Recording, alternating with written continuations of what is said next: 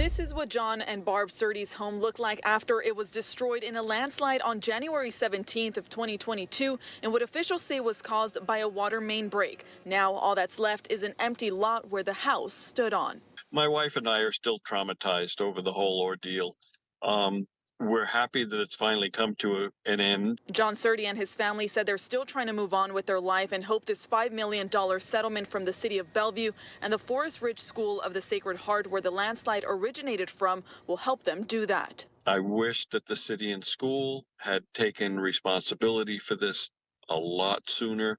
It would have been a lot less expensive for us. In the lawsuit filed by the Surdis, they allege the city was negligent when officials failed to warn them about aging water pipes. Over the years, they slowly fell apart, and when they got far enough apart, all the water came out, it liquefied that hillside, and it caused the landslide that destroyed the Surdi home. About a year after the landslide, the city ended up filing its own lawsuit against the Forest Ridge School of the Sacred Heart. The city said during an investigation they found that the school had placed large amount of loose dirt on top of the pipe over the years, adding significant weight and pressure. It wouldn't have happened if the pipe wasn't there, number one, and secondary, the school, with all the fill that was dumped over the side of the hill, that's what came down and hit our house. In a statement, the city said while it still contends the slide occurred due to factors out of its control, they add that they're thankful no one was hurt in the landslide and that all parties were able to reach a resolution.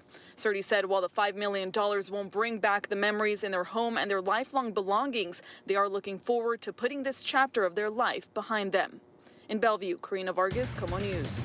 These trees tower over the traffic on North 145th Street and Shoreline, but their days could be numbered. The city plans to remove 318 of them to make way for transit improvements. Kathleen Russell with Save Shoreline Trees is setting up signs and doing her best to get the word out. Totally support the project. It's just we want a balance between the trees and transportation. Shoreline is looking to replace traffic signals at the intersections with a pair of roundabouts on either side of I-5. The city says the roundabouts will be a better option for cars, bicycles, and people on foot to access the light rail station that goes into service next fall. Neighbor Siri Nelson sees both sides. There's benefits to changing it, to fixing it. 300 trees, I could see that easily. 300 trees would need to be taken out. Do I like it? No. Part of the project includes a much wider sidewalk on the north side of 145th, which could be a benefit to people in wheelchairs or with mobility challenges. But that expansion requires many of the trees along the route to be torn out. We're asking that be narrowed so that some of the trees, can be retained. To make up for the lost canopy, Shoreline will plant 864 new trees with the intention of getting as many as possible within the project area. Separately, the city will be investing $3.76 million to enhance urban forestry efforts over the next 5 years. Replacement trees, newly planted trees, will not provide the same benefit that the established trees provide now. Joel Marino, KOMO News. Inside the walls of the place most people call Heck Ed. Yeah, even that small change. Conrad Reynoldson is surveying the landscape. That makes all the difference. Been in a power wheelchair since age 10 and on a mission. So I think it started from a young age as a fan of sports and wanting to make sure that, everyone can enjoy sports. Yes. The disability rights attorney says the ADA only did so much when it was implemented 33 years ago, and that it has taken time for most venues and teams to truly understand the ramifications, that being compliant is about more than just a ramp. Making sure that the prices are comparable so that you don't have, all the most expensive seats be the accessible ones.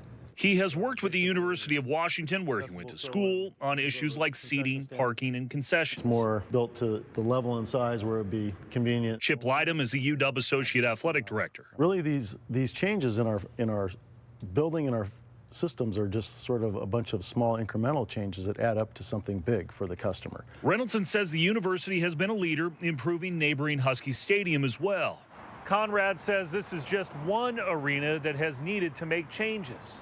He's worked to increase access to the Paramount and more theaters and said T-Mobile Park has been slowest to adjust. The M's, in a statement to KOMO News, noted they have expanded accessible seating in club levels as well as ensured counter heights, handrail placements, and door widths are accessible. The newest, Climate Pledge Arena, also wrote they're proud of the design and efforts to provide equity to people with disabilities are ongoing. But I also don't want a player to land on my lap. Reynolds says he would still like to see ticket fairness for full-time caregivers, which is just one of the battles he fights as he seeks sports equity for all. In Seattle, Chris Daniels, KOMO News.